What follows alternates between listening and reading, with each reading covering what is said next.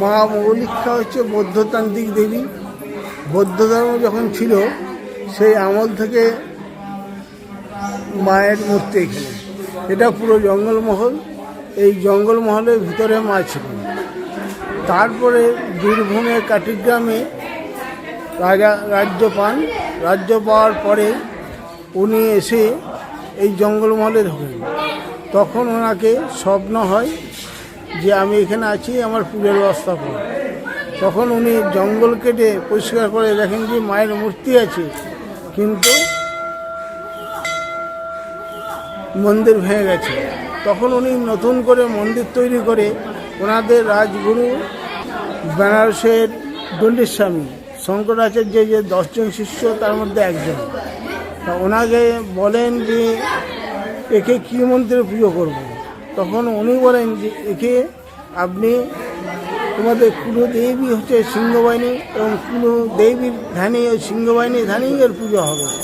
তখন উনি এই সিংহবাহিনীর ধ্যানেই পুজো করতে লাগেন।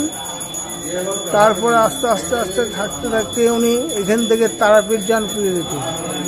তারাপীঠে যখন পুজো দিতে যান, নদীর পশ্চিম পাড় হচ্ছে মন্ত্রী রাজা এরিয়া, আর পূর্ব পাড় হচ্ছে এই নাটোর রানী ভবানী।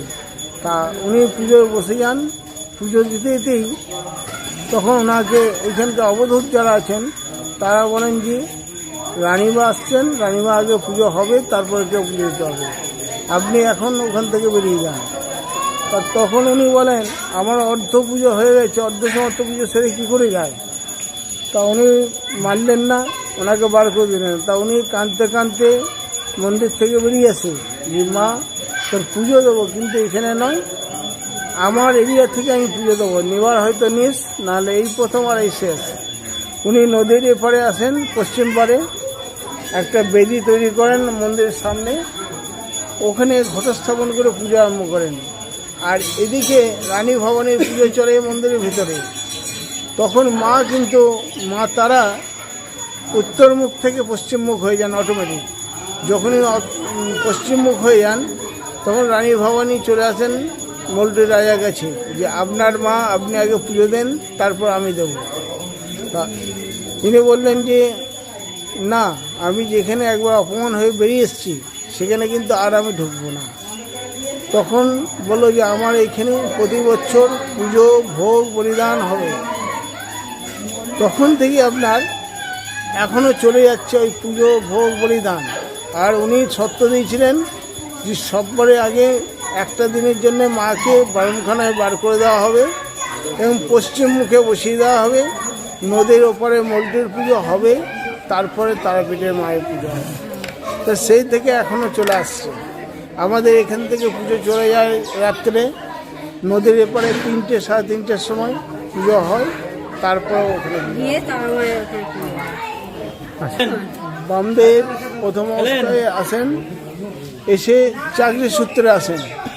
উনি চাকরি ছিল ভোগ রান্না করা আর ফুল তোলা বামদেবের। তা কোনো সময় ফুল নিয়ে ওদের মন্দিরে পৌঁছাচ্ছে, কোনো সময় পৌঁছাচ্ছে না। ডাকার সময় তখন বলে হ্যাঁ চলুন যাচ্ছি। কোনো সময় ভোগ চুরি দিয়ে ভোগ পুড়িয়ে যাচ্ছে, আর এইদিকে উনি এসে মাকে হাসছেন, কাঁদছেন, গান করছেন, ফুল দিয়ে সাজাচ্ছেন। বলাতে রাজা বলল ভোগ রান্না ছাড়িয়ে দেন। তারপর কিছুদিন হঠাৎ দেখেন যে ফুল তুলতে এসে উনি গাছে হাত দিয়ে সমাধি হয়ে দাঁড়িয়ে আছেন। কিন্তু সমাধি জিনিসটা তো সাধারণ লোক জানে না। যে রাজাকে বললো রাজাবাবু ও ফুল তুলতে গিয়ে গাছে হাত দিয়ে ঘুমাচ্ছে, ও দেখাতে পারবি না? হ্যাঁ।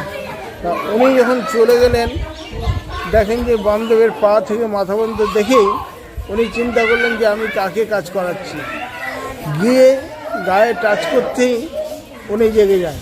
যে বলে রাজাবাবু আপনি? হ্যাঁ, এধারে পাইচারি করতে এসেছিলাম, তাই দেখছি তুই কী করছিস।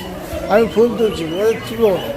তখন রাজা এসে প্রত্যেকটা পূজাকে বলে আজ থেকে একে কেউ কিছু বলবে না, ওর যা খুশি হবে করবে, না হবে করবে না। 1 বছর 8 মাস উনি এখানে ছিলেন। তারপর উনি মায়ের আদেশ যে পেয়ে গেলেন, তখন উনি বললেন যে রাজাবাবু আমার চাকরি শেষ, আমাকে পেনশন দেন, আমি চললাম তারাপীঠ।